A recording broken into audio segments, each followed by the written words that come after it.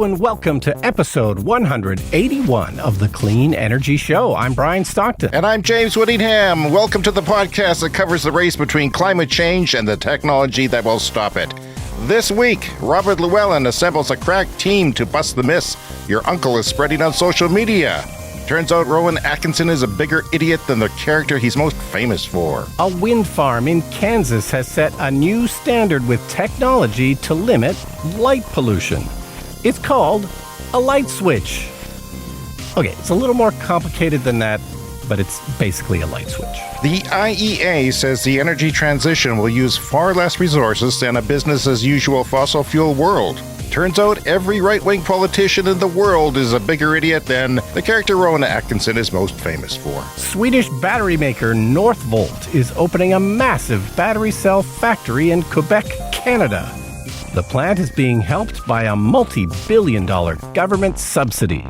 We asked the Canadian government for a subsidy for this podcast, and they wouldn't even give us a lousy $1 billion. Is that so much to ask? All that and more on this edition of the Clean Energy Show.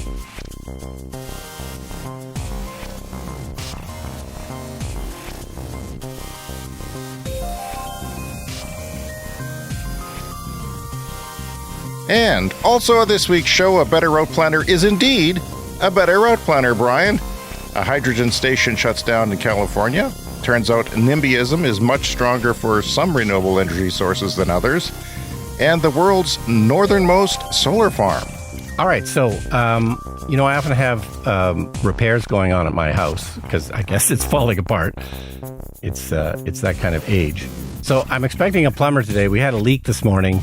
And so I probably have to stop recording the podcast to go talk to the plumber for a sec. And then once he's here, it's like, once again, it's right by the bomb shelter. Oh, no. So we may hear some banging around, and we're getting some carpets installed as well upstairs, but I think they're off for lunch, so I don't think we're going to hear them. What number of podcasts will we have to reach before you don't have your guys around always constantly working and doing things? Yeah, it's been kind of crazy, but within a couple of months we're going to hopefully be done just about everything. And we did another thing. We put in a high efficiency fireplace insert. Right. So we have a lovely home that has a fireplace. It's a mid-century modern bungalow, and it's got a lovely fireplace up in the living room. It's got Tyndall stone and limestone. It's a really gorgeous fireplace. And we've always thought about maybe putting in a high efficiency insert because it's just an old fashioned fireplace from 1962, and those are not very efficient. But, we don't use it that often. We don't really burn a fire all that often. Just a few times in the winter, it's nice to have a fire going. But anyway, we decided to finally do it, is put in a high efficiency fireplace insert. It's going to be wood burning. We're only going to use it a few times a year, but once we do actually burn the wood, it will, throw off some real heat. And, we might do it, when it gets to minus 40 to help out the air source heat pump as well, perhaps. Yeah, if it doesn't keep up, you can always throw in a log, just like the olden days. But tell me, I don't understand what an insert is. It is a new fireplace over an old one. Is that fair to say? They basically stick it right in. It's and then they do something in the chimney as well, like an insert in the chimney. But it's it just comes from the factory pretty much set. That they just shove it in, and they got to seal it all up and seal the new chimney thing. It's something like 90% of the heat in an old-fashioned fireplace just goes straight up the chimney and out the house. So it does not do a whole lot of good. Is there a fan or something that works with it? And yeah, there's a fan as well. It's just a fan, so you plug it into the wall, and it will blow the heat into the room. But it's not up to code yet, so we haven't been able to use it. Oh. The old fireplace, is not up to code, so we have to put some tile on the floor underneath it. Like the hearth is not large enough to fit current code, so we got to put some tile on the floor, and then about 6 inches of tile above the fireplace as well. Okie dokie. I brought that air purifier that was on Wirecutter. And because it's smoky all the time, and the air inside your house is gross. I have an oil refinery nearby, and I'll talk a bit about that again later briefly. But the thing went off last night because my wife put some groceries down on a spray paint can, and we couldn't figure out where the stink was coming up, but it actually smelled like the refinery. Wow. My nose was detecting VOCs galore, and the air purifier went into high gear. It changed its color. It knew something wrong was afoul.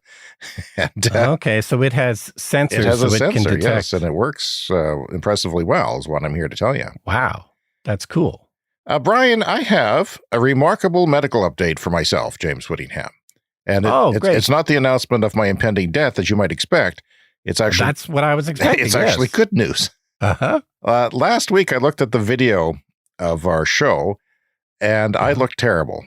And I probably look marginally better this week. But suffice it to say that last week's show was my low point in my life for physical health. Wow. The next day, I went down to the hospital. I went to the front counter, and the guy at the front counter at admitting said, "I know why you're here." He recognized my bag, which had CPAP equipment in it from a test that I'd done 18 months ago. I was there to pick up my CPAP machine. So I went upstairs to the sleep clinic and spent about half an hour getting a CPAP machine brand new. They informed me that my apnea was so severe in the sleep test at the hospital last month that I require a special $5,000 machine. So I was going there prepared to pay $275 for basically a rental of it for 5 years or however long it lasted. Then I pay another $275, which is, if you're listening in a lot of places in the world, that's not the UK or Europe or Japan. Okay, a lot of places that's United States. That's got to sound like a sweet deal because I don't have special health coverage to cover it. I do have my wife's health plan, which will cover some of the supplies for it and a small amount of money. But I got it for free because I'm special, because I was so bad that I'm basically, I'm not getting a handicap sticker or anything, but I practically deserve one because it is so severe that the test found 30 episodes of stopping breathing per hour, 34, which is severe obstructive sleep apnea. And the hospital said it was in the 80s. And they said they only give out one of these special machines 2 or 3 times per 100 regular machines. Wow. So I'm that special. James, I am so lucky you're still alive. Well, basically that's true, Brian. And to make that point come home, when I picked up my daughter, she was in distress. I went from the hospital to pick up my daughter from school because her favorite teacher and my son who's graduated, one of their favorite teachers of all time, her husband that day died suddenly teaching an elementary school class. And he's not only my age, but he looks like me, except healthier. So it just goes to show that, this condition I had, which I wasn't going to talk about, and I was kind of embarrassed about, I'm now telling everyone who will listen because I'm so happy that my life has changed. You see, what was going on is you would wake up in the morning and not know that you didn't sleep if you're not familiar with this old man condition. And, I have a friend my age who's had it for 20 years, but he was a smoker. Jay, I'm sure he's not embarrassed to say, but, he's on the machine and he loves to talk about it too. So he's very happy for me. And I was even talking about it with somebody in their 80s yesterday in Saskatoon. So, yeah, we're comparing notes. And so the CPAP machine, it hooks up to your nose, I think, and then it just blows air in and makes sure that you keep breathing through the night. Is that right? That's a simplification of it. It's a constant pressure, but in my case, my machine is a bi-level machine where it'll give a good hard push if I stop breathing. Wow. So, and it doesn't seem that hard, but I mean, if you take the mask off, there's a lot of air that blows out. And my challenge is that I'm using it just in my nose, because I don't want to shave. Although it's worth it. I mean, to expose my ugly face to have a better health. So I may do that if necessary. But if you open your mouth, air comes out like a horror movie, like, right. And I've slept a couple of segments like that, with air coming out and your mouth is really dry and you have to wake up and close your trap and make sure it stays. Yeah, well, some of them have like a sort of a humidifier in them, right? Yeah, this one does too. It has a humidifier, so I fill it with distilled water every night. And I took it to Saskatoon with me and used it in a hotel. Long story short is the nitty gritty, the dirty details is that I got up to go to the bathroom every 45 minutes to an hour and 15 minutes all night long. And the reason is because the guy said that, when you stop breathing, your body releases stress hormones to get your lungs to kick in to gasp. Mhm. But you're sitting there not breathing. And my wife observed this in me. So you basically have such a crappy quality of life. And I'm sure you've noticed my cognitive decline over the course of this podcast, because that's well, it was pretty low to begin with. Yeah. So that's, but hard it to has say, gotten but- lower. It's been a problem basically since the pandemic. That's kind of where the point where I was really starting to be tired in the daytime. And, we tried different things. We did lots of medical tests. Anyway, I've been sleeping for 6-7 hours at a stretch, which is unheard of for me. And then I Yeah. go back to sleep and get some more. Wow. And, if you've not slept hardly at all for a week, if you're working or doing something crazy and then you have a big sleep, you don't feel 100% right away. It takes a while. So my body is going to have to start to recover and catch up on its repairs and things but I was at such an all-time low. I was counting the seconds to my CPAP appointment, whereas before I was like, I gotta do something else and not this because I don't like this. But no, I'm just really grateful to be back here, and I feel, compared to last week, I feel alive, alert, pretty darn good. So wow, it's great to have you back in the land of the living. That's amazing. by the new year, I expect to be a new James, so you can call me New James from now on. Okay. So on the weekend, I took a trip to Saskatoon via Moose Jaw. That's about a 2.5-hour drive. Saskatoon is our sister city, which is much better than us and has all kinds of wonderful things, which I They're tried so much out. sexier in Saskatoon. Oh, yes. But I stopped at a funeral in Moose Jaw, which is about an hour's drive to from my home to the church or whatever it was. I used a Better Route Planner. Remember, I'm using a Better Route Planner with with Android Auto, so it's on my screen in my car. I'm trying to replicate the Tesla experience the best I can. So I paid for the subscription for that, which is like €7 a month or something. I don't know what that translates into, but for now, Well, it's about $400. Stop it. See, last week, James might have bought into that. But this week, James, a little sharper. Yeah, I'm using it with a dongle that plugs into the computer port on the car, just this little thing, and you connects to Bluetooth on your phone, and it uses the app to get the live battery data and the consumption, and it gives you a very accurate reading. So when I set out for Moose Jaw, it said that I would use 25% of my battery. And I didn't believe that because last time I went to Moose Jaw, it used more than that. But it ended up only using 21% of my battery. So it was, I had a bit of a tailwind. It was, 11 degrees Celsius instead of freezing-ish, around freezing last time. Yeah, so I was very impressed with that. But the big test, Brian, was when we turned north to go to the other city, because when we came out of the funeral after an hour and a half, it was pouring rain, and it never stopped pouring rain. And the wind had shifted, a front had moved in, and there was this 30 to 50 kilometer an hour headwind. Very different situation. So I thought if it survives this, then it really is using weather data, and it really is being smart. And yeah, it did. It nailed it. It nailed my next stop, which was a charging station in Davidson, because I wanted to stop there to support the Riverbend Co-op for the first time. And, because they're the only people who were progressive enough to put a charger in a very necessary place in Saskatchewan.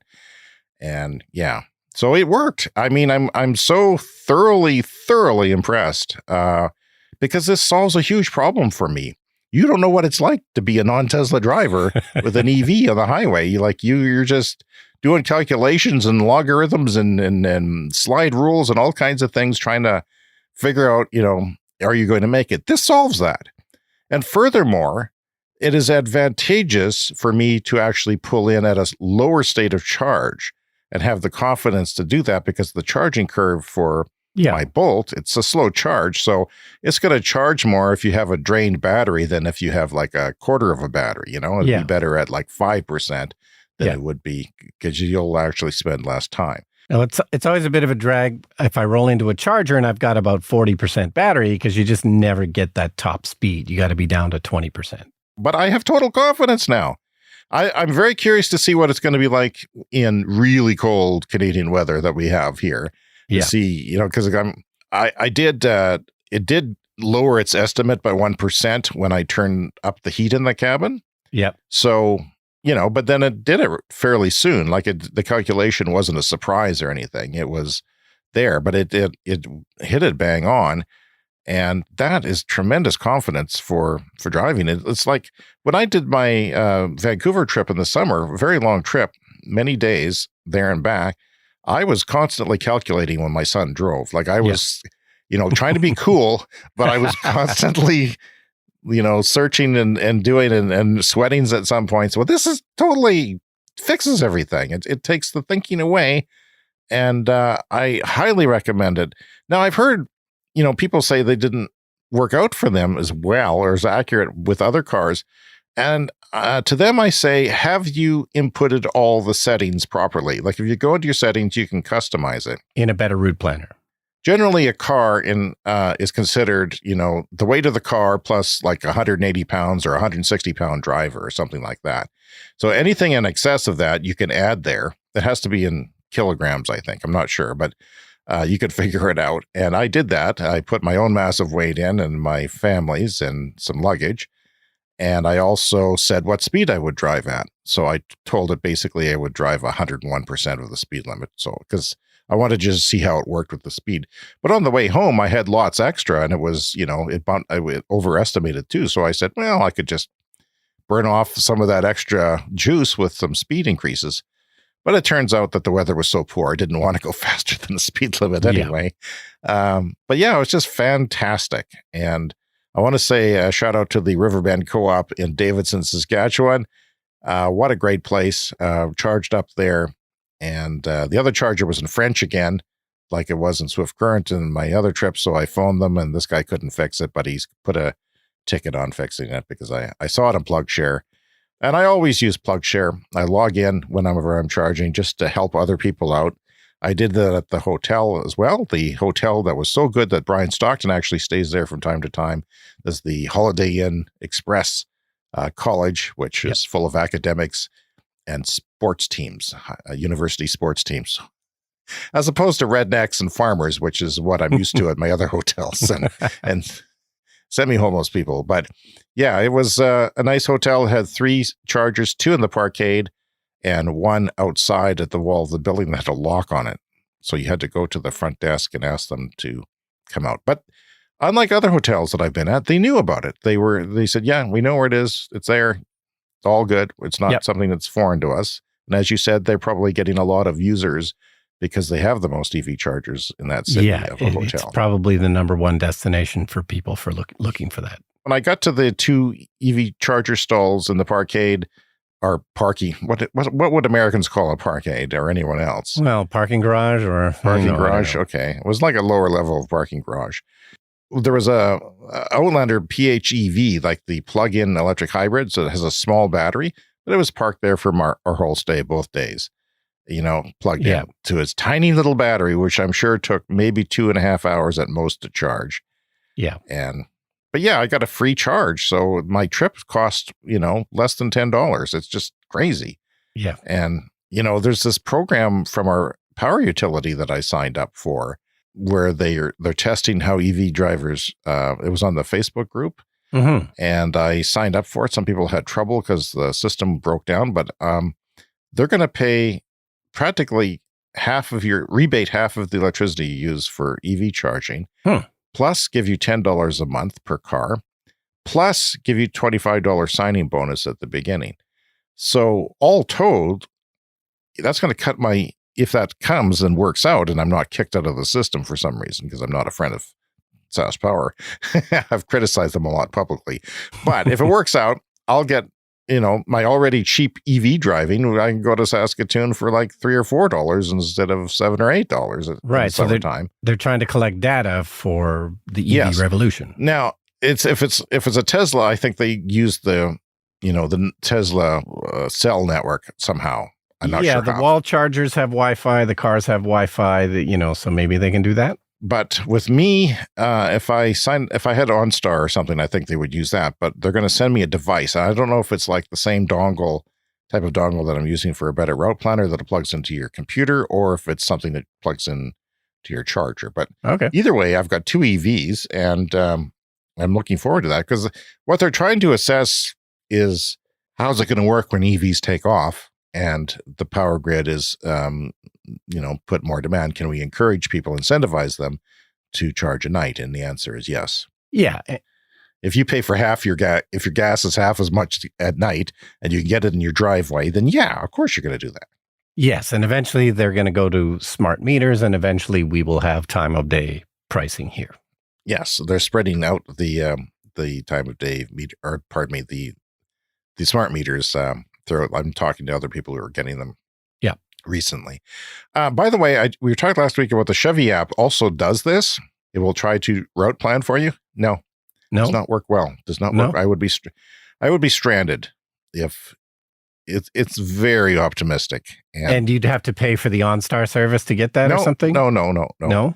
I can use it in my phone app, but I can't, I can't use it on the car screen. Okay. But I can use it in my phone app, and it did not work well. It was way off. Okay, so you could actually use both at the same time to compare. I could, yes. Yeah. And no, not good at all. And it claims to use terrain and live weather too, but no, I'm sorry, it does not. Okay, well, that's a great tip for anyone with a Bolt. You got to get the dongle and then a better route planner, and it's the James method. Yeah, a better route planner is you have to pay the monthly fee to have it on your screen, and to have the dongle, and to have the live weather. So those three things. So you can't just have the dongle and not pay for the, some people I think are doing that. They have not the premium version. They have the dongle, but the dongle's actually not working. Anyway, love it. And Chevy is also saying on their app that ChargePoint and EV Go is now plug and go, plug and charge. So I'm hoping that continues to spread. And then I'll, as I continue to seek the Tesla experience, that would be a lovely thing if, say, Flo or somebody like that in Canada, where I am, had it, and, you just plug in and go. Yeah. Although it's not that bad not doing it. But I mean, I basically plug in and put a thing on the screen to beep the thing and go. So it's not a huge deal most of the time, but it would be nice. Okay, so moving on to our first story here. This is from Kansas, and this is reported by Electrek. And a new wind farm in Kansas has light mitigating technology. So we often talk on the show about how people have lots of complaints about clean energy solutions. They accept the fossil fuel infrastructure because it's been there for 100 years. But when you put up like a wind farm, people complain. And I guess if you do live near a large wind farm, that this probably would get annoying, but they have to have flashing lights on them because you don't want airplanes to run into them. Yeah, we had a cell phone tower go up fairly near our house, which we've been dreading and predicting would happen. But there's no light on it. It's been there for a year, and I've been waiting for the light because that'll really make it unpleasant. Well, maybe it has this system. So this system that they're using on this wind farm in Kansas, so this is a 200 megawatt wind farm. It powers about 70,000 homes. They're using radar to scan for aircraft. So all the wind turbines, they all have lights on them. But is that reliable? As an aviation expert, Brian, if it fails, you're going to run into a wind turbine, and that's not going to be pleasant. If it fails, it's going to be a problem. But it uses a radar to scan for aircraft, and it only turns the lights on when there's aircraft that is at or below 1,000 feet above the tallest wind turbine. So that's when it's, when it triggers the system, and then all of the flashing lights go on. That's fascinating. Can you imagine if you're flying, though? I mean, maybe you can't, but I mean, you could imagine flying a plane in the dark and all of a sudden, poof, the entire wind farm lights up. Yeah. And you poop your pants. And of course, this sort of makes me nervous too. It's like, well, I hope this system works. But I would also assume that these wind farms are not necessarily near an airport. And if it was like a crop dusting airplane, you're only going to do that during the daytime, I assume. I don't know a lot about crop dusting, but there is a ton of wind power in Kansas. Kansas is kind of like the Saskatchewan of America. It's a rolling prairie with lots of wheat. That's what we have here, and it's perfect for wind power. So 47% of Kansas's net electricity generation in 2022 was from wind. It's a huge deal in Kansas. Well, I'm actually surprised by this. This is actually kind of cool. Yeah, and it makes Kansas a good place to test out this system because they have so many wind turbines.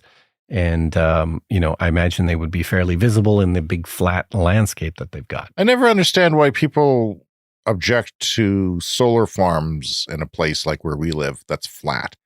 Because you can easily not even notice them, like you might say, well, what crop is that? It's dark. Is it canola? What is that? It doesn't, it's not an eyesore, and it doesn't necessarily reflect a lot of light most times of the day or ever, perhaps, depending on where it's located. So no, and when I drove through South Dakota, I noted all of the flaring, gas wells, and that light is of the burning flame goes on 24 hours. But it's a fairly unpopulated areas. Often those are in fairly unpopulated areas. Well, that's good because that will help. That will help with all the NIMBYism that is coming for renewables. And I wonder if you could set it off with a drone. I guess we could go to Kansas and find out. That'd be cool to just test out, wouldn't it? If any listener out there wants to do it. Anyway, Busting EV Myths, the fully charged show on their YouTube channel, convened a panel of experts to address the EV myths that are in the world, which is why I brought Rowan Atkinson up, because the person who plays, what's his name? What's his character? Mr. Bean? Mr. Bean. He wrote an op-ed that got a lot of attention that said, I used to love EVs, but I've changed my mind, and everybody who wants to latch on to negative things was right there. So there's lots going around. I'm not always exposed to them. My kid, who isn't living in a bubble as much as me, always tells me what the world is thinking. Yeah. And he's anxious to do it because he thinks that I'm avoiding everything. So yeah, he tells me all the crap that's going around, even in engineering school and university, like some of the rural people, they really go down rabbit holes of negativity that are all false, which is frightening because people who are, building bridges, you want them to be competent. People who are doctors, you want them to fix you, not, believe in leeches or something. So EVs are dirty for the environment. 2020 Volvo report, that's the car company, said it would take 10 years to pay back the debt of what an EV does to the environment. However, like we've said many times on the show, whenever that happens, they often don't account for, the gas just magically shows up and burns clean in a gas car when they're comparing the two. They don't account for the refining, which is mining of gasoline, the transfer and refining, which is incredibly energy intense. And by the way, I learned from this thing that cobalt is used in oil refining for gas and diesel to take the sulfur out. Yeah. Not a lot of it, and they do reuse it a certain extent, but there is cobalt used. That's one of the big complaints. Oh, cobalt. We can't use cobalt. Yes, because it's used in batteries. That's horrible, but used in fossil fuels as well. So if you took the emissions from all the renewable industries over the next 30 years, Brian, everything, batteries, solar, wind, cars, electric cars, that would amount for 6 months of emissions from the fossil fuel industry right now. Yeah. And yet, too dirty, can't do it. It's all bull crap. So people do complain. Making a solar panel does have a carbon footprint. Making an electric car does have a carbon footprint. But, 6 months of emissions from the fossil fuel industry equals 30 years of emissions from the clean energy, which all get better over time because the grid gets cleaner every year. It's crazy. So the batteries are bad for the environment, says a myth. Former President and current criminal Donald J. Trump spoke in Michigan last week about the threat of EV batteries and how bad they are. So here's his remarks as read by a porn star. People have no idea how bad this is going to be, also for the environment. Those batteries, when they get rid of them and lots of bad things happen, and when they're digging it out of the ground to make those batteries, it's going to be very bad for the environment. Some of the late night comedy shows have used children to reread Trump quotes, and it sounds more appropriate in their mouths than it does in an adult. Yeah. Yeah, of course he's latching on to this, and everybody who follows him is saying, oh, good, something negative. Let's hate this. So the supply chain, for what they miss out is that the supply chain, it's kind of the worst case scenarios that people use. You can decarbonize the battery supply chain. You can use renewable electricity in the mines, for example, and you can recycle batteries. Apple is recycling the cobalt in their batteries now and only going to use recycled cobalt. And you can reuse batteries. So none of that is talked about. So in the Congo, which is the issue that everyone brings up with child labor, and it's the Chinese companies making batteries there that are not being careful about, the labor situations. Mm-hmm. Apparently, you can make an average of $2 a day in the Congo, but if you work in the mines, you make $3 a day. And that's okay if you want to do that and make more money.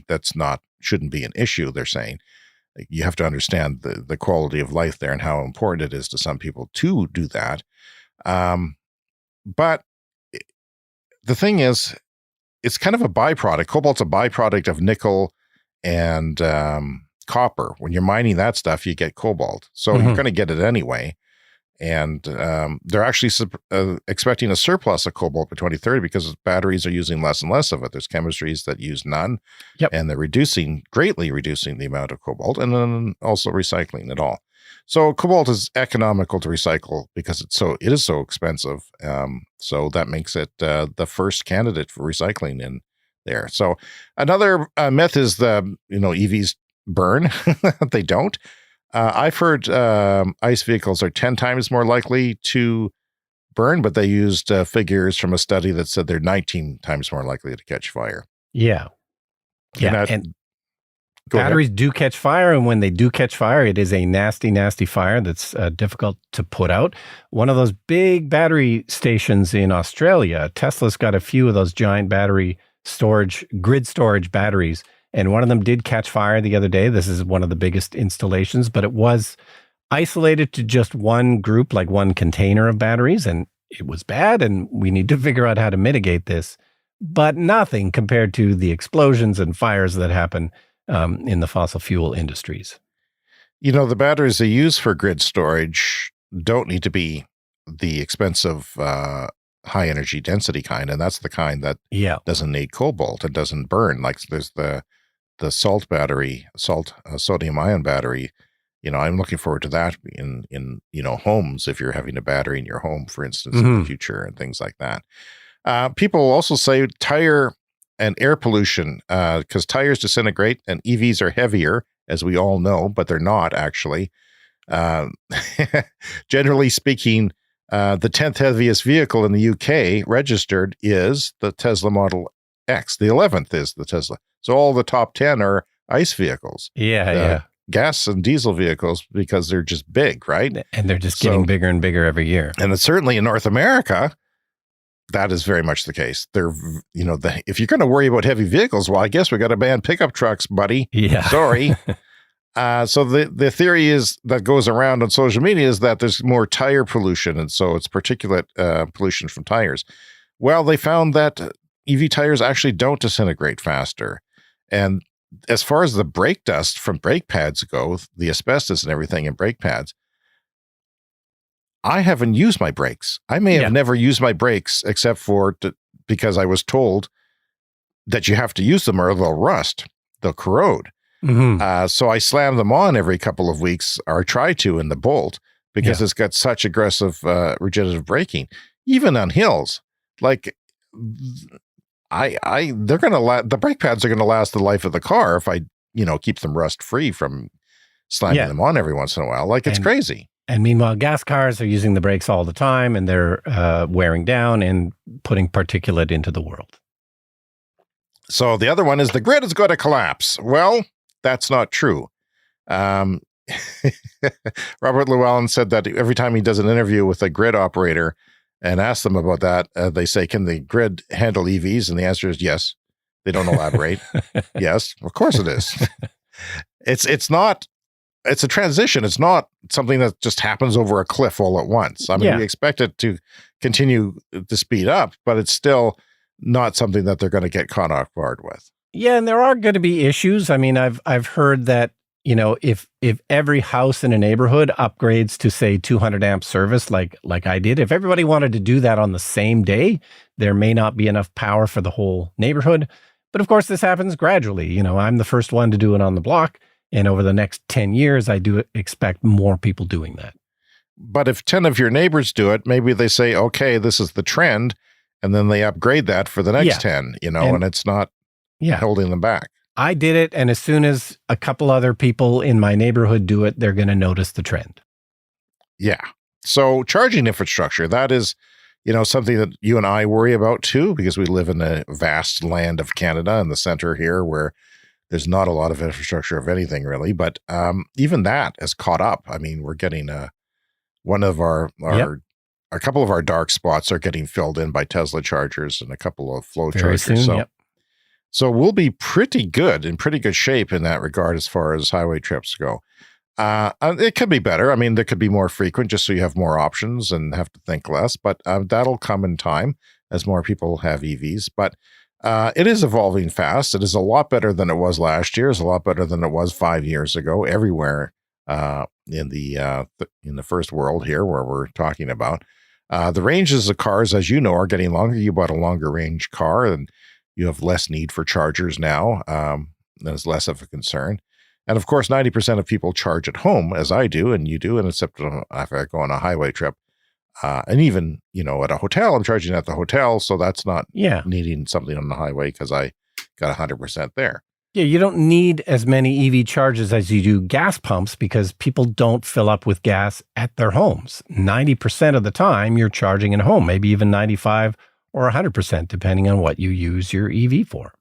And lastly, they're too expensive. And of course, if you look at the cost of ownership, a lot of times it's cheaper to buy an EV right now. And that is changing very quickly. Yeah, there's some incentives which help. Always look in your province or state to see what, there's a big federal incentive in the US and in Canada, but sometimes states and provinces have even more, but yeah, when you include the whole cost of ownership, and I did this too when I bought my first Tesla, I sort of did the math.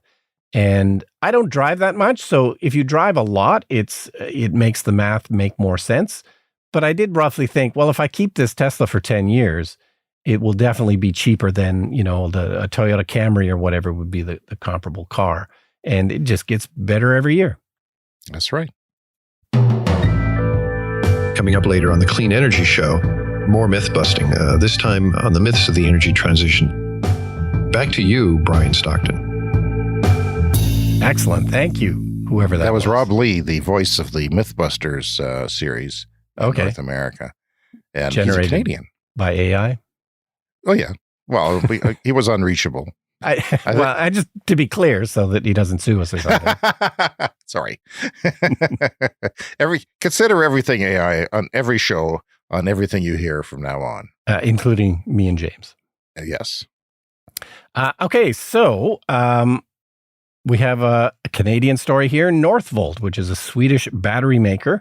We've had lots of announcements here in Canada about the kind of battery supply chain, particularly in Quebec, which has a lot of the minerals needed for batteries. But now this is a full-blown battery cell factory that's been announced for Quebec, Canada. Now, we don't have the Inflation Reduction Act like they have in America, which is basically the law now. It's a massive spending bill that supports subsidies for these kinds of industries. And we don't have something similar in Canada, but the government can still go ahead and just make deals with people to kind of basically match the subsidies that are happening with the Inflation Reduction Act in the US. So this is a case of that. Now, I'm not going to quote the total figures here because there was sort of conflicting figures on what I read on the internet, but the gist is it is a massive, massive government subsidy. It's sounding like it's about a $7 billion factory. And depending on what you read on different stories, it's like at least $5 billion in subsidies from the Canadian government, possibly more. Wow. The Canadian government is really on the hook for this battery factory in Quebec. But Quebec also, of course, has lots of clean electricity already because it's pretty much entirely powered by hydroelectric power. So anytime somebody can build a big factory like this and know that all the electricity that they're going to be using is all clean, that makes everybody happy. So that's just an added bonus for what they're going to get building batteries with this $7 billion factory in Quebec. It makes me a bit nervous, but as we've said before, they will pay for themselves if it takes 20 years. Yeah. As long as they pay for themselves, I'm okay, because it's going to spur, we want to be a part of the clean transition. We want to be not left behind. And I think that's what the Biden administration is thinking too. Yeah. So, yeah, I mean, if you're not part of it, the amount of jobs in the clean transition is vastly more than the jobs lost in the fossil fuel industry. Yeah. And we want a piece of that pie. Yeah. And yeah, I always get a bit nervous when the subsidies are that high, when it's when the government's putting that much money in, but it's for such a good eventual outcome. This is obviously what we need to do, because we need to switch to clean energy as fast as possible to avoid the worst parts of climate change. Okay, so a couple of weeks ago, we reported on hydrogen fueling stations in Denmark that were going to be shut down. And they only had a couple of hydrogen fuel cell vehicles in Denmark that were going to be affected by this. And one of them was a taxi company that was going to have to figure out what to do with their 100 hydrogen fueled cars. But in any case, so this is in California. So about half of the hydrogen fueling stations in California are currently offline because they just couldn't get enough hydrogen for them. So it's the same kind of thing. There's not that many vehicles. There's a few hundred, and California is really the only state in the U.S. that even has a hydrogen infrastructure. So hydrogen fuel cell cars are really only sold in California in the U.S. But about half of them are now powered down because they're just a supply problem. And, they're hoping to get them back open again. But of course, this is going to be one of those issues with hydrogen fuel cell cars. It's such a massive infrastructure spend that, in places like California, I really see this as a test project. They're just trying it out. Hey, let's try out this hydrogen thing. Let's see if it works. And not that this one shortage is enough to kind of shut the whole thing down, but when you can plug in your car at home and charge it up, it's going to be very difficult for hydrogen to compete, as we've said before on the show. I can charge my car up for about $8 or $9, and it'd be more than twice that in California. Well, yeah. They do have cheaper gas prices, but I'm looking here and it says the Toyota Mirai is about $180 to fill it right now because of the shortage of hydrogen. Yeah, it was $100, which is bad enough, because if you're used to cheaper U.S. gas, then that's not great either. But yeah, they're more broken than the electrical charging stations. Yeah, the price for the hydrogen has gone up. So yeah, Toyota Mirai, one of the few hydrogen vehicles, $180 to fill in California, which that's not great. No.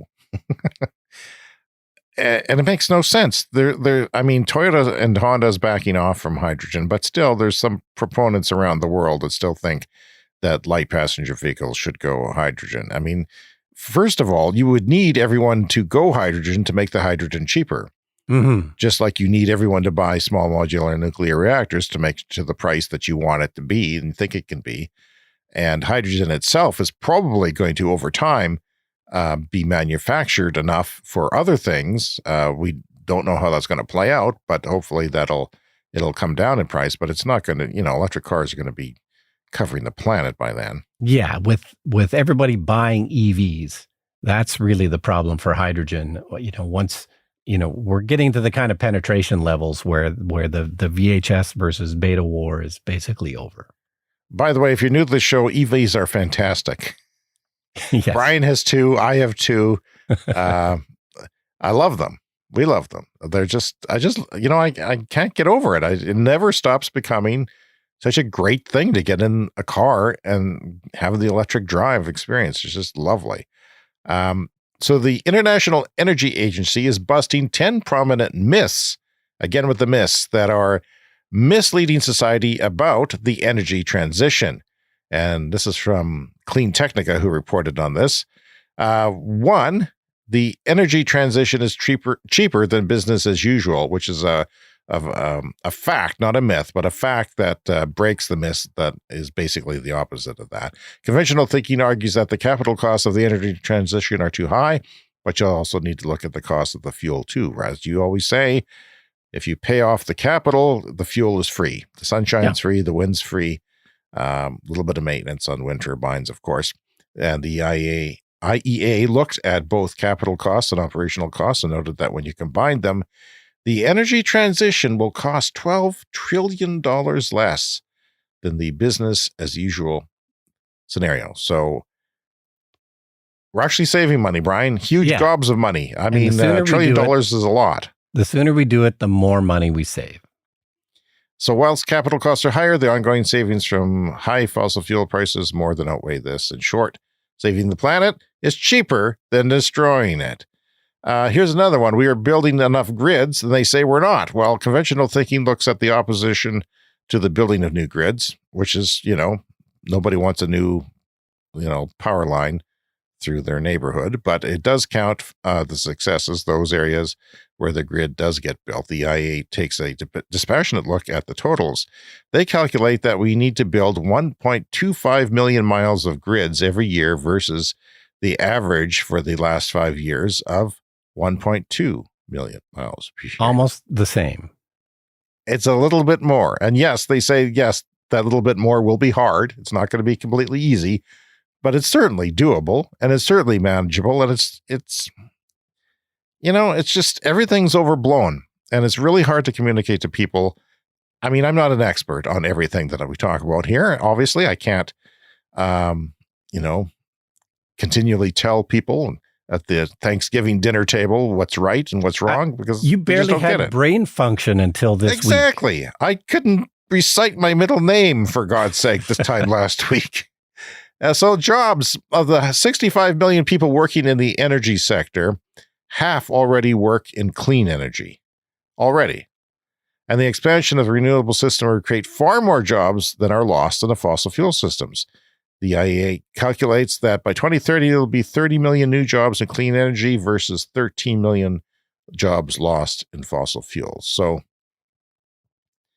yeah, I mean, I don't, no one wants to lose their job and change professions, but, more jobs is good for society, obviously. So the total amount of resources needed for a renewable economy is 2/3 less than those required to run the current fossil fuel economy.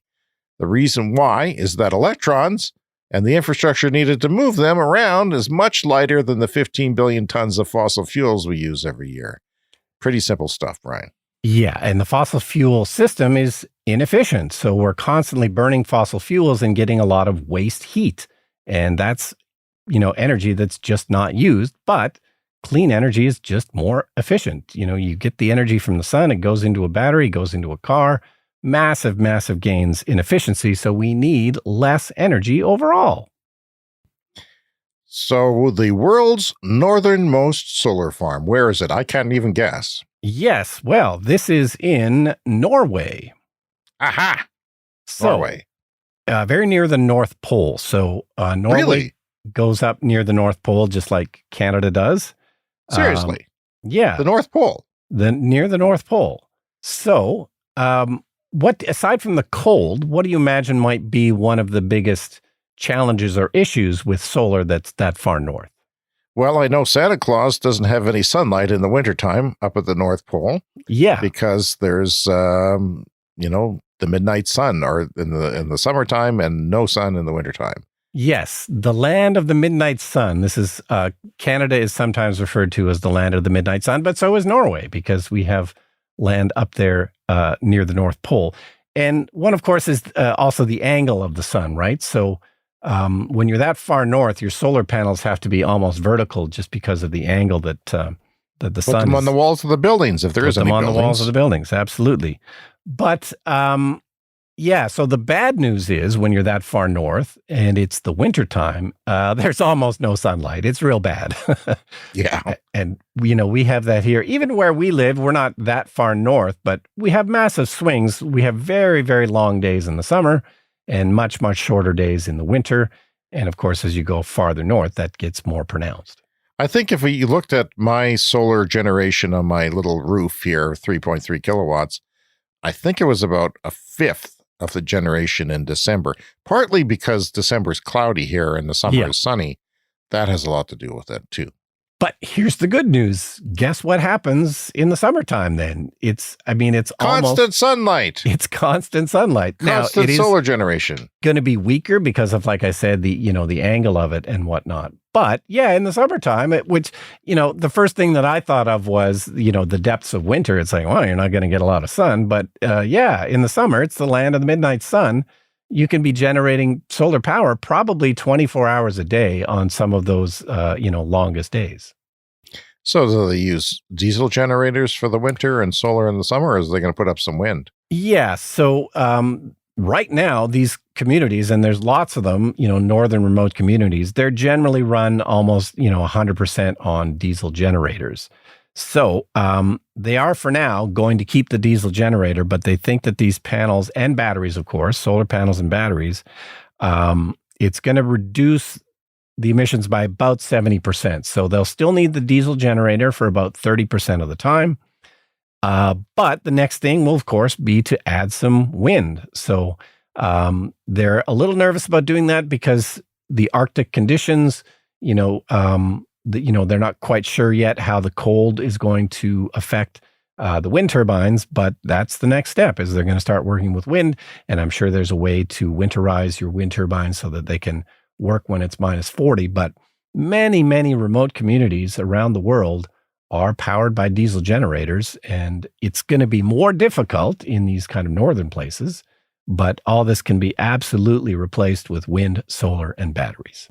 And there's a lot of places in the Canadian Shield up north, the tundra, where there's mines in the middle of nowhere, and they fly in and they build a strip and they come and go. But you could set up solar to offset the diesel, because it's hard to get diesel there. You got to fly in the diesel. Yeah. In a lot of cases. So it's just easier. And we've talked about it, like places like Hawaii even, right? Like Hawaii we reported on the show, they had their last shipment of coal. Places like Hawaii have been shipping in tons of fossil fuels just to burn it and then need to ship in more. So any isolated place, including something like Hawaii, they need to get their own energy security. So more batteries, more wind, more solar, and then eventually no fossil fuels. Well, that's very exciting. And I've heard of, indigenous communities in northern Canada, in the Arctic, doing that as well to offset their diesel use. And I think if they put up a wind turbine or two and tested it and got some data on that and what is needed for the extreme cold, then, we're good to go. Yeah.